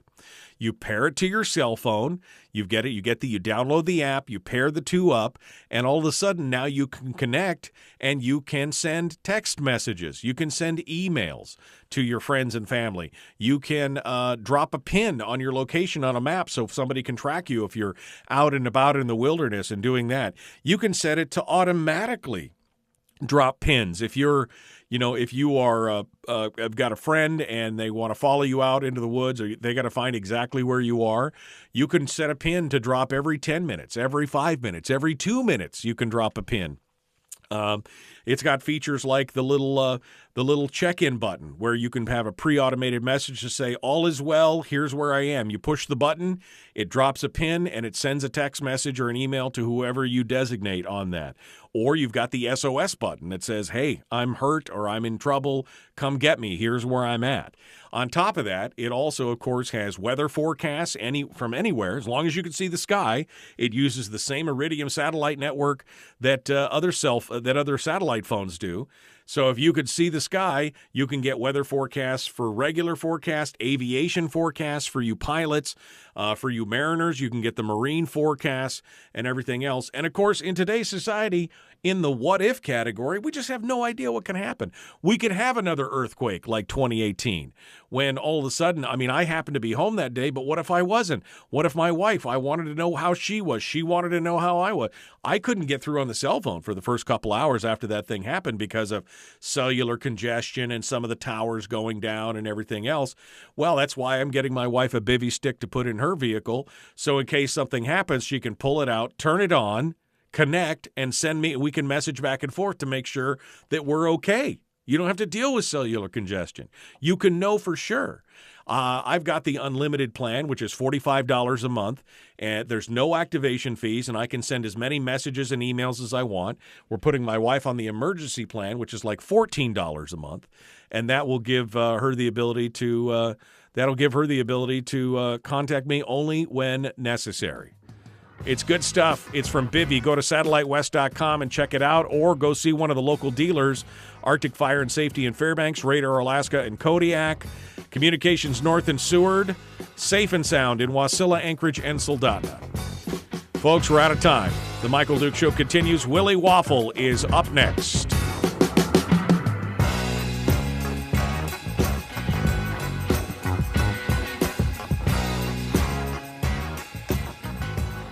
Alrighty then.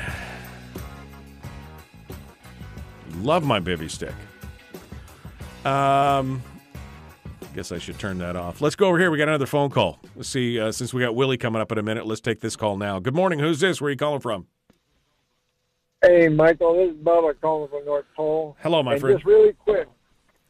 Alex Baldwin came out. He had the magic gun in that movie set because he come out and said he never pulled the trigger. Right, I know. It just magically happened. That's the magic Hollywood gun. Yes, yep. sir, buddy. Yep, I point it and it goes off. Thank you. All right, thanks so much. Yeah, no, I point the gun and it goes off. That's the thing. I point the gun, it goes off. I never pulled the trigger. It never happened. Well, let me just tell you that mechanically, that's not how it works. I mean, you can misremember it. You can stop. You could immediately, you can immediately close your brain and be like, oh, that never happened. But I'm telling you right now, no. Not going to happen, my friends. Not going to happen. That's just how it, it just does not magically appear on that. I want to go back to Heather's comment here because it's bugging me now. Prescript. What is a prescript? Prescript, specializing in replacement grips for firearms. Magazine cylinder plates, peer script for Makarov. Let me go over here and take a look at it. Fits the 8-shot Makarov, will not fit the Hungarian PA-63 nor the high-capacity Makarov. It's a rubber grip replacement.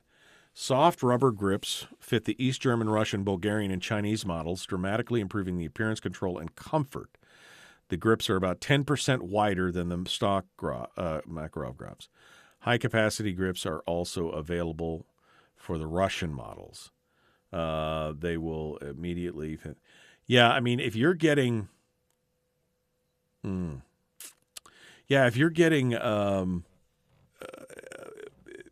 your thumb swelling up and things like that, I'm wondering if it's about hand placement, is it about recoil, or is it about the grip itself? Makarov, swollen thumb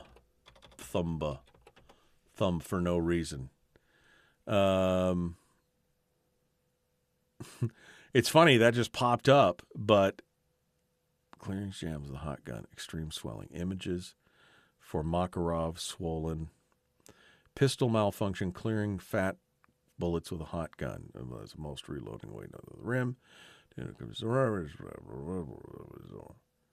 I don't see anything on that. I mean, it immediately autofilled on Google, but I don't know exactly. Problem, swollen thumb.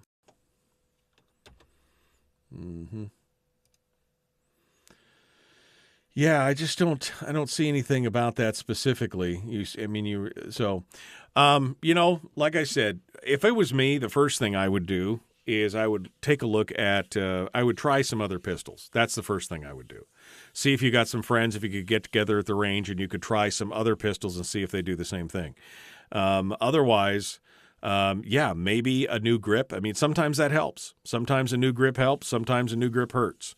And it just depends on, what you're doing. But if it is, I think if you can't fix that problem, the first thing you need to decide is you need to get rid of your Makarov, because any gun that you're not going to shoot regularly, or at least, that's going to do that, that's going to make you not want to shoot it and get trained with it, and you'll lose your proficiency with it. That's the bottom line. You need to be able to do that. And so, that's why always my first recommendation on anybody that's looking for a new pistol or a new something like that is to find one that fits your hand and then go out and shoot it, get proficient with it, do dry fire exercises with it and everything else. And so, but I think I would see if I could get together with some other people and try some other pistols. Maybe, again, go to the gun store first, find one that fits you, and then ask around to your friends who are gun owners to ask if anybody's got one of those that you can go out and shoot. That would be my recommendation. But, what do I know? What do I know?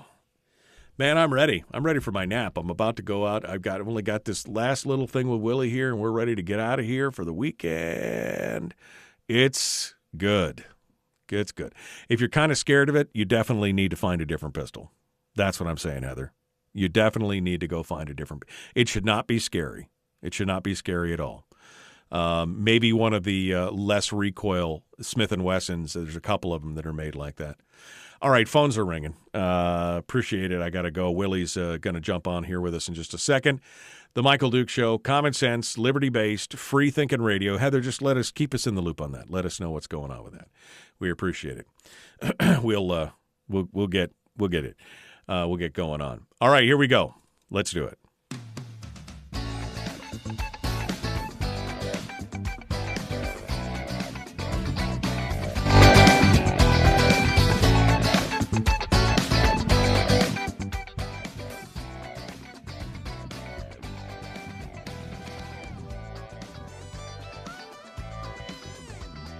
Okay, well, there's a volume knob over here. I think I've finally found it. Welcome back to the program, The Michael Duke Show, Common Sense Radio. Speaking of volume, here's the guy that only knows how to go to 11. Yep, that's right. Only goes to 11. Willie Waffle. You won't find him without his subwoofer at any time. Movie critic extraordinaire, entertainment reporter, all-around good guy. Good morning, my friend. How are you? Yeah, I also own a suit that's blacker than black. Blacker than black, the ultra black. That's it. Yeah. The ultra. Dang. God, that is one of the greatest movies of all time. Oh, dear God. Yeah, so good. Blacker than black. All right. Well, let's just get started. We got a lot of entertainment news to get through before we get into at least one of the movies, or maybe two. We'll see where we go. So where do you want to start? Hit me with it. I mean, are we boldly going where no man has gone before, or what? Well, we could go there. I'll tell you about that, and then I'm going to tell you about the big announcement from Netflix yesterday. So, one of the big announcements that happened this week, yes, we will have a new Star Trek movie. It is in the works, and they're going to get Chris Pine and Simon Pegg and Carl Urban and the whole rest of the new crew. No, that's how I said they're going to get. That's right. They've announced that the movie's coming out on December 23rd, 2023, that it will be featuring the new cast. And none of them have signed contracts yet. Oh, we call that a leverage point where I come from. I'm just saying. I'm just saying. Yes. Yeah, Yeah, I'm just saying that means, oh, wait, you want this movie done then? Well, then I need a few things added to my little bottom line here. You're Chris Pine, you're sitting back, you're like, well, I mean, you could do the movie without Captain Kirk, but I don't know how the fans would take that. Yeah, exactly. Well, I got to be honest, I have enjoyed. I know that the first one was really kind of the one that really got the acclaim, and the second one was kind of panned a little bit, but I enjoyed both of them. I mean, as a Star Trek fan, I thought they were great. I love Pine as Captain Kirk, and Cho as Sulu, and Carl Urban as Doc McCoy. I mean, I think those are just great. So I'm excited about it. Let's do it. I am too. One of the ideas that was floated for a while, and it doesn't look like it's in play anymore. Actually, there were two ideas. So one idea was that somehow Captain Kirk was going to run into his father, played by Chris Hemsworth. Oh man. Yep. And that would have been a really cool movie. Another one that was thrown out there was a Quentin Tarantino written and directed Star Trek. Oh my Lord. That would have been something to see for sure. I think I would pay for either one. Yeah. I still hope that they do one of them. Yeah, no, I would love to see that. That would be amazing. Okay. 2023. So we got another year to wait. A year and a bit here to wait. So but it's going to be like Star Trek's gift to the world. Yeah. I mean, it's right there, December 23rd. What more could a guy ask for? All right, and you've got another big announcement from Netflix you want to talk about.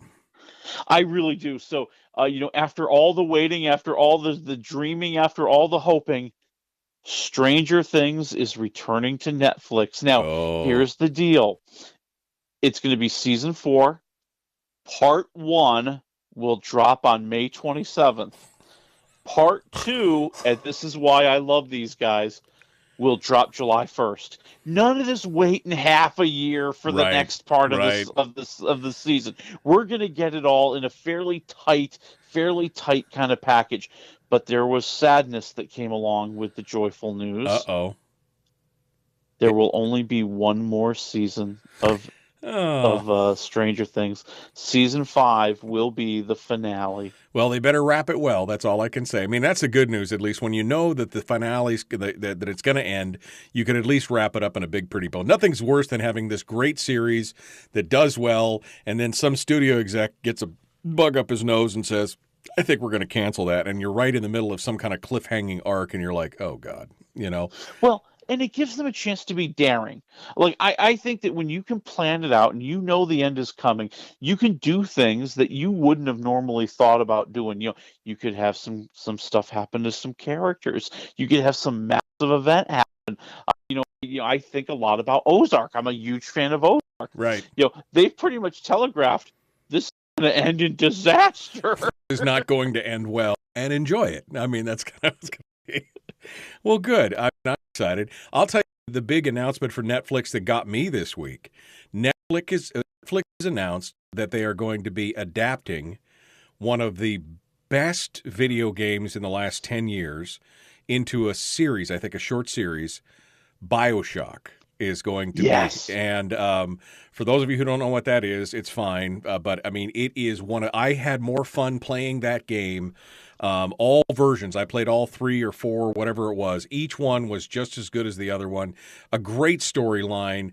Very cool because it's very much Art Deco, steampunky kind of. Oh, it's so much fun. I can't wait. That's what I'm looking forward to.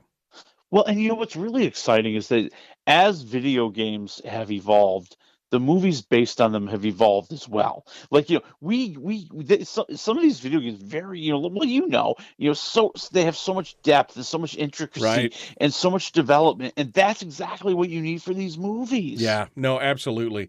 And I know Witcher was a book, but they've relied heavily on a lot of the video game lore as well.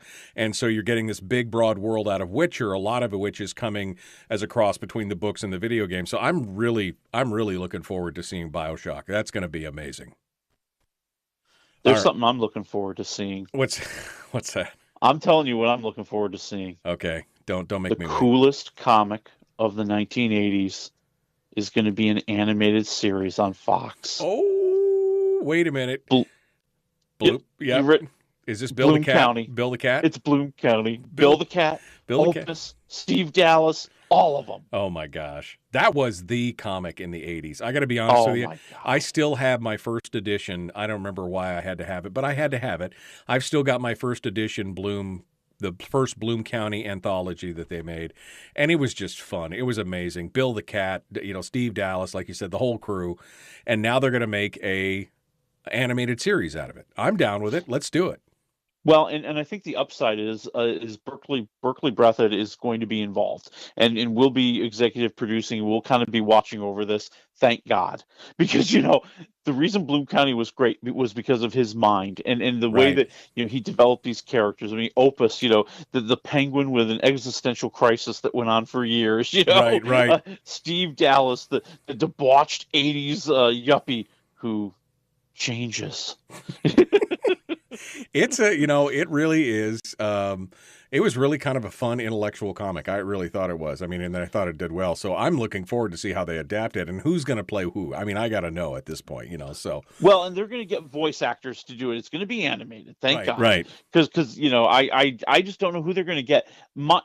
I honestly hope they don't get anybody famous. Right. Just, let the characters be the characters. Absolutely. Well, I could name you a few voice actors who would be willing to do it. Me. So it would be fantastic. I can't wait to see what happens there.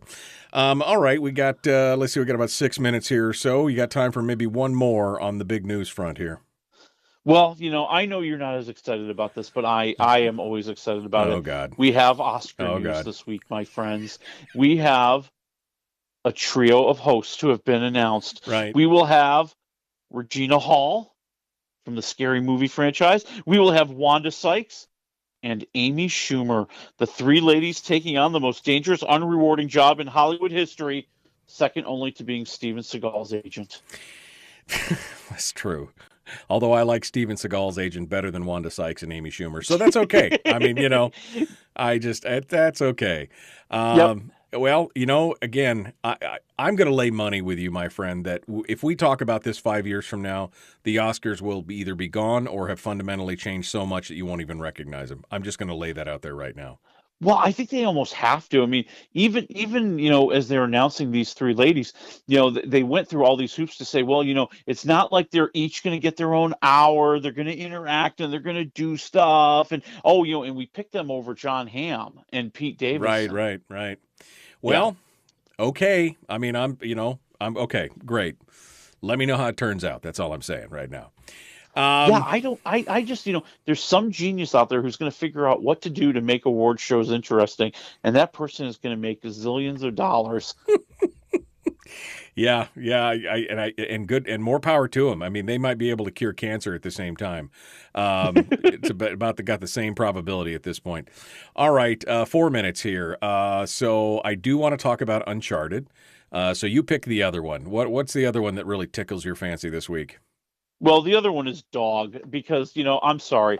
I tried to watch the Kanye West documentary, Genius. Genius, yep. Genius, spelled in the worst way possible. And I got 45 minutes into the 7.5-hour spectacle, and I realized there is nothing interesting about Kanye West at all. Ow. Yeah, I mean, that's 7.5 hours or 45 minutes of your life that you never get back, so... Yeah, okay. So that's a -1 waffle on a 45-minute view. Okay. Yeah, -1. Negative one. All right, we hit it again. We've only hit that a few times in our time, and I actually put that in Willie's mouth. I shouldn't have done that. But all right, so let's talk about dog. Channing Tatum, he's an Army Ranger who picks up a fellow Army Ranger who happens to be a dog. What? That's right. And see, this is some movie producer out in Hollywood is a genius because he's combined, or she has combined, a cute little dog with hot and sexy Channing Tatum. All the ladies love cute dogs. All the ladies love hot and sexy Channing Tatum. And they're going to want to see this movie in droves. And yes, he's trying to take the dog to the funeral of her former handler. And along the way, there's going to be some slapstick. Along the way, there's going to be some wild, crazy antics. And maybe they're going to find a way to understand each other, too. Sounds like Turner and Hooch. What the heck? It's predictable. You know where it's going. But here's the thing. I will give it points for this. I will give them points for the fact that, they really do kind of get into the idea of, what have these Army Rangers been through? The aftermath of all of those things and how they do find solace in each other. And I thought that was interesting. I'll go 2.5 waffles. 2.5. All right. Okay. Yeah. Video game movies are risky. Sometimes they turn out really well, sometimes not so much.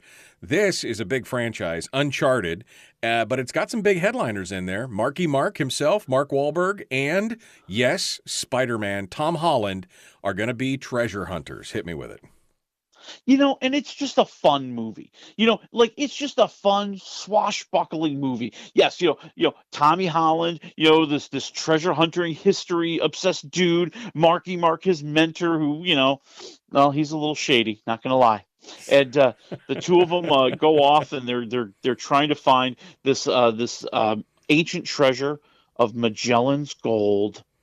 And, of course, along the way, they're going to jump from exotic locale to exotic locale. And they're going to face some villains, including the too boring Antonio Banderas. The too boring Antonio, go home, you're drunk. Yeah, he should just be chewing it up here. This role was made for him. To be just some crazy, over-the-top villain would have been perfect. He tried to take it too seriously. And this is not a movie you take too seriously. Right. It's the two leads throwing some one-liners back and forth at each other, some big, wild action. And that's what gets you 3 waffles, man. 3 waffles. Well, and I love both the actors. I loved the Uncharted series. I think it was fantastic. I only played some of it. I didn't play it all, but it was fun. I had seen a fan-made film that starred Nathan Fillion as Drake, the main character. It's still out there. You can find it on YouTube. It was like a 20-minute little fan-made thing where I think they were trying to pitch it, and it would have been awesome with him. But I'm willing to give Tom Holland a shot, so I'm looking forward to it. 3 waffles, I'm good with that. 3 waffles, and he's been working out. He was really trying hard because he knew he was going opposite Marky Mark. Right. So, every time he takes off his shirt, you can almost see him going, yeah, that's right. I got some muscles now. Yeah, exactly. Yeah. I'm not that skinny little kid anymore. I'm okay. I'm Spider-Man, dang it. So, okay. All right. Well, 3 waffles for that. That sounds good. Let me tell you what I'm watching this week, Willie. I'm watching Cowboy Bebop on Netflix. It got panned by a lot of people, but as a fan of the original anime, I'm saying it's pretty good so far. I'm about 3 or 4 episodes in. I'm loving it. I am also watching the Marcella on Netflix, which is a psychological police thriller. Oh my. Go watch that now. That's fun stuff. All right, my friend. I am trying to get through the miniseries about Anna Delvey, also known as Anna Sorokin, the fraud who ripped off all the elite in New York City. Get out, exactly. All right, thank you, my friend. Folks, we're out of time. We'll see you Monday. No, we'll see you Tuesday.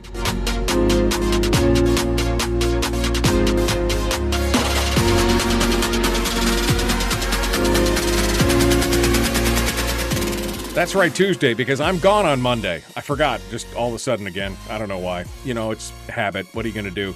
I am off on Monday. President's Day. I know, a weird holiday to take off, but any excuse will do for me. I'm going to sleep in, baby. Sleep in. That's what's going to happen.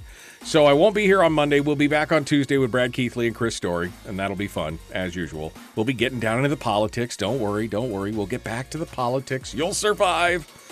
Willie Waffle, my friend, I appreciate it. I got to tell you, so I'm watching, I just want to say, Cowboy Bebop, great. Marcella, amazing.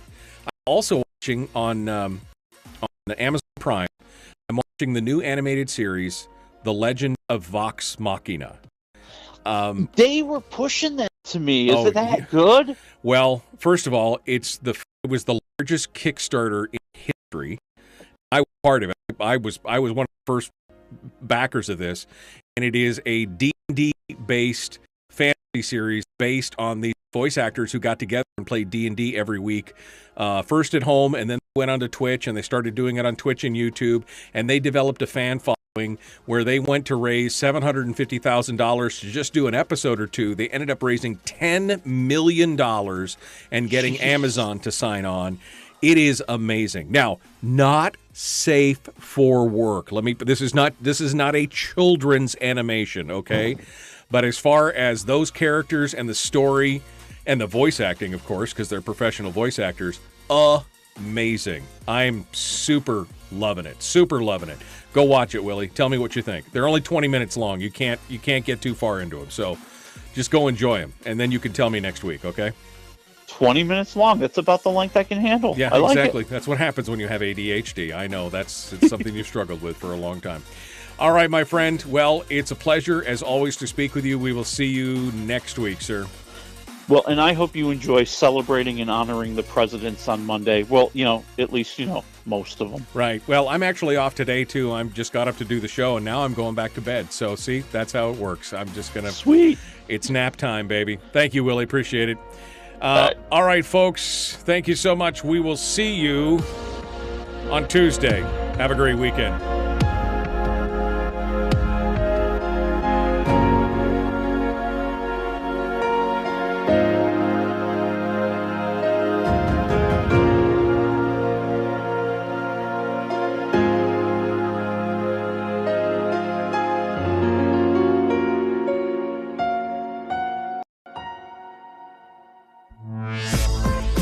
We've shed our terrestrial radio skin, and now we are slimy lizard internet people. It's the Michael Dukes Show.